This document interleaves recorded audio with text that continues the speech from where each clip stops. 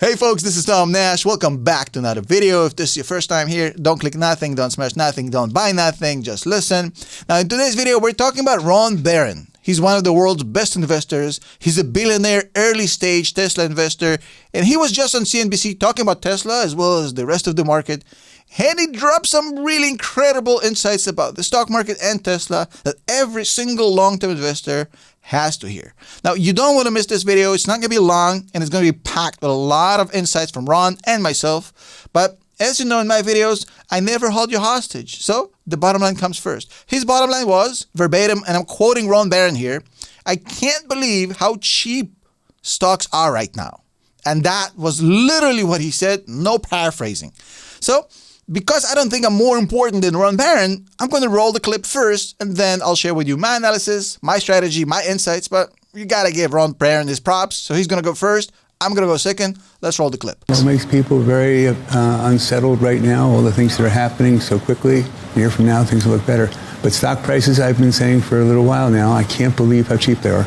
With the things that we look at. I'm a long-term investor. You know, it's interesting. I listened to your analyst this morning on television, and you were talking to him about Tesla. Gene Munster. Gene Munster. Mm-hmm. And you were asking him, great shirts he has all the time, I guess, but you were asking him about what he thought about Tesla. And he said, well, for a 4-week horizon? Yeah. A 4-week horizon.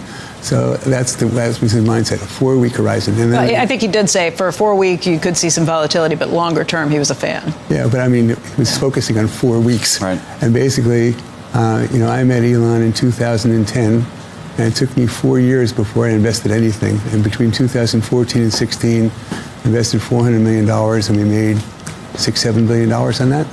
In Tesla, I think we're going to make, from where it was $1.1 trillion, I was thinking we would make 4 times over the next 10 years. I think we're going to make more than that now from these prices. So I want to get one thing straight, though. First of all, that we're investors in people. For the long term, question everything, don't take anything for granted. Investing for the long term, exceptional, takes time. We look out years, own it. We own things. We don't buy and sell things. Last time I was on, the stock price was 160, and I was telling you that I thought that this was a really interesting time to buy because the the software was working way more. When they have cars, you have to have $150,000, $200,000 car. Our car is $35,000 car. And it's software. It's software and cameras. And so it's going to drive just like a person, and probably better, way better than a person. Each new series of introductions is dramatically better than the last one. So before the model was they're making $7,000 in profit a car, $6,000 in profit a car, 1.8 million cars. Now all of a sudden you're keeping the cars and making them robo-taxis. Mm-hmm. What that means is that if you do 50,000 miles a year for a car, those cars will generate 50,000 revenue miles, will generate $30,000 or $40,000 or $50,000 in profit per year, per car. So every time you have 1 million cars, you're adding $30 or $40 or $50 billion to profits per year for 1 million cars. So Ron Barron obviously is not a new investor. He's been around the block for quite a while. He's been doing that for many, many decades, quite successfully, might I add. And he's also a very early Tesla investor, which has always been on script, never flipped, never switched, never flinched. So Ron Barron is saying that there's something going on right now in the market that's absolutely predictable. And that predictability stems from the fact that you have a lot of uncertainty. When you have, whether it be geopolitical, political, or economical uncertainty, that always translates to a turbulent, volatile stock market because the stock market absolutely hates uncertainty. And that makes total sense. But that also has absolutely nothing to do with the fundamental quality of the stocks and businesses that are getting hammered by this market downturn. It's more macro-driven, uncertainty-driven, but it's not driven by the deterioration or the collapse of the fundamentals of the stocks that are being sold off. And that's why he's saying, I can't believe how cheap stocks are right now. And basically what he's saying is the same thing that Tom Lee was referring to just a few days ago. And Tom Lee was saying, look, folks, the stock market has flown up so high on such a huge hype over the past 2 years that the first time we had some uncertainty, some problems, the fall was very, very, very hard. It's gravity. The harder they fall, the bigger they are and all that stuff. And that's why it feels more violent than usual, because we've seen 2 years of non-stop hype, non-stop gains, and that's okay. Now, what I absolutely loved about this interview, he has no issues at taking little shots at analysts. And in this interview, he says, look, folks, you have analysts on the show talking about a 4-week horizon for Tesla, analyzing what's going to happen in the next 4 weeks, which is fine, but it has nothing to do with smart long-term investing. You guys have to think in decades, not in weeks. And I couldn't agree more with him. I think it's really, really smart to educate people about the importance of thinking in decades and not in weeks. And then he goes and he says, look, folks, I have made a lot of money on Tesla. I've made a lot of money on SpaceX and a bunch of other Elon ventures. I have faith in that man. And whether you think he's annoying or not, doesn't matter. We're still expecting to make 4 times on our money going forward from this point on for the next decade on Tesla. He's basically saying, look, folks, Tesla is going to do 300% over the next 10 years. That's on average like a 30% performance annually, which is 3 times higher than the S&P 500. And if you think that's not a lot, well, you obviously started investing in 2023 or 2024. You don't know what the real market returns look like. If you give me 30% for the next 10 years, I'm going to take it right now without even questioning, without saying a word. 30% per year for the next 10 years, that's amazing.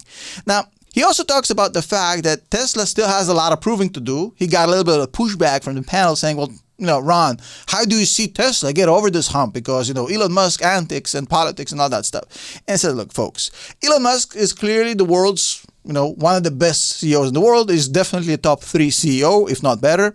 And he basically says, look, folks, I'm in the business of buying and holding stocks. I'm not trading. And I invest in people. To me, Elon Musk is a top 3 CEO. I have seen him execute on SpaceX, on Tesla, on Neuralink, on Starlink. I know he's capable of delivering phenomenal results for his investors. And I'm not going to change that because he made me a lot of money, and I believe that to be the case going forward. And he says, look, folks, I'm not an active trader. I've never traded the stock. All I do is buy and hold good companies. The same way Warren Buffett does, the same way Charlie Munger did. All the greats, they're not actively trading. And that's not a coincidence, because that's how you make money. I mean, Charlie Munger literally told you this. He said, look, folks, you make money in the stock market not by buying or selling. You make money by waiting. Warren Buffett also had a similar quote. Our favorite holding period is forever. And you can make fun of them all you want, but the case is still true. They all made generational money by being long-term investors, not by being active traders.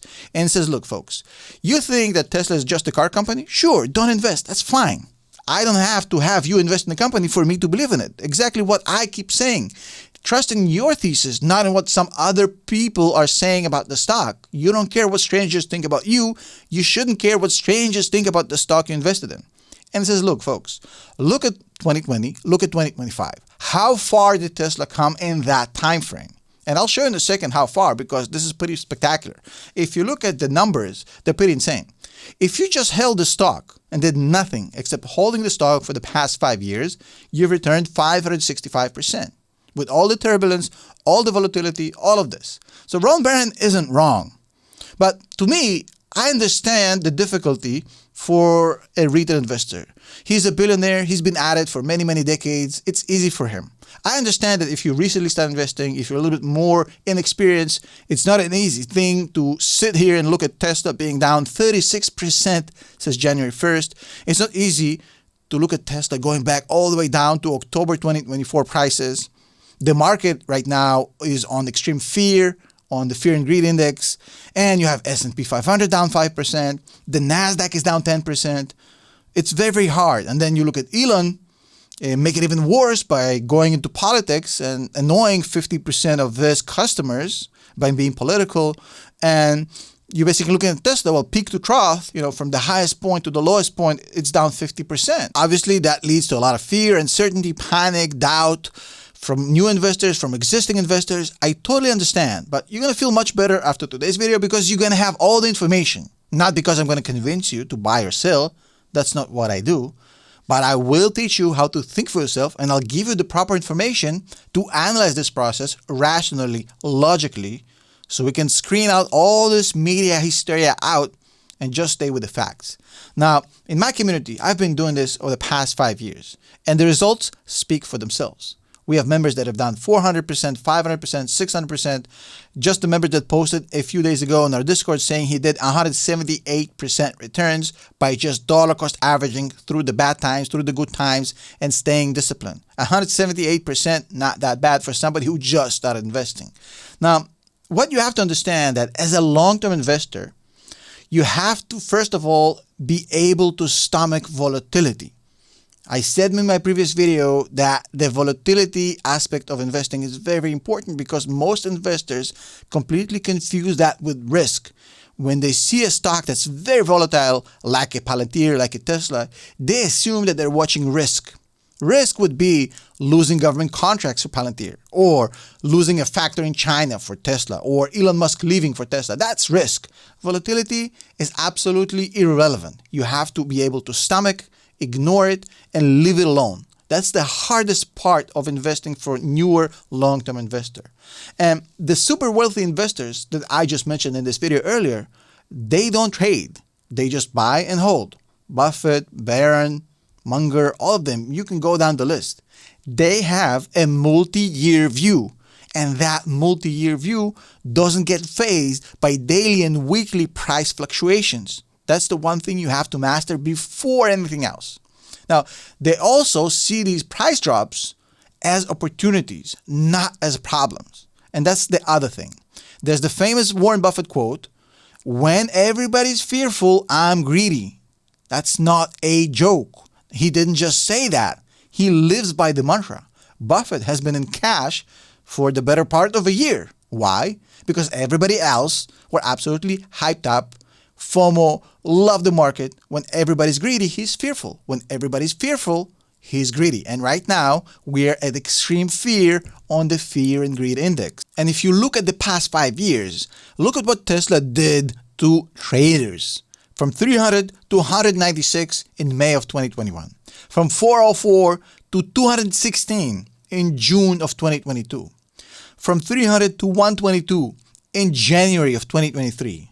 From 436 to 242 right now, year to date. A lot of portfolios were destroyed by Tesla over the past 5 years. Clearly, a lot of people got punished. But if you just bought and hold Tesla for the past 5 years, you're up 565%. Tesla has always done the same thing, and people refuse to see it. It has always punished the short-term traders and has always rewarded the long-term investors. That has never changed, and people refuse to accept that. Now, looking at Tesla right now, 36% cheaper than it was just on January 1st, I'm asking myself one simple question. Is he no longer a top 3 CEO in the world because he's now political? You can separate the fact that he's political and his antics from the fact that he didn't lose the ability to be a world-class executor. Now, if you've never believed in him, if you've never believed in Tesla and you think he's a horrible CEO, not talking to you, that's fair, just buy something else. But if you thought that Tesla was a good company and he was a great executor and a top 3 CEO in the world, did that change overnight because he became political and now he's annoying you? I don't think so. Did Tesla lose its lead in full self-driving, in energy business, in robotaxis and humanoid robotics? I don't think so, right? Over the past 5 years, Tesla has gone from $31 billion in revenue to almost $100 billion in revenue. 3 times more revenues now than 5 years ago. Net income went from $700 to $7 billion. They went from 20 billion cash to almost 40 billion cash while building 2 factories in China and in Germany. And even though you have some stagnation in automotive sales, I get it, but look at Tesla's actual S-curves coming up on the next few years. Full self-driving autonomy, that thing is about 95% ready. And Tesla is about to monopolize the world. And you can talk to me all you want about Waymo and some other competitors, but this thing doesn't require LiDAR, no capex, just a few cameras and the software.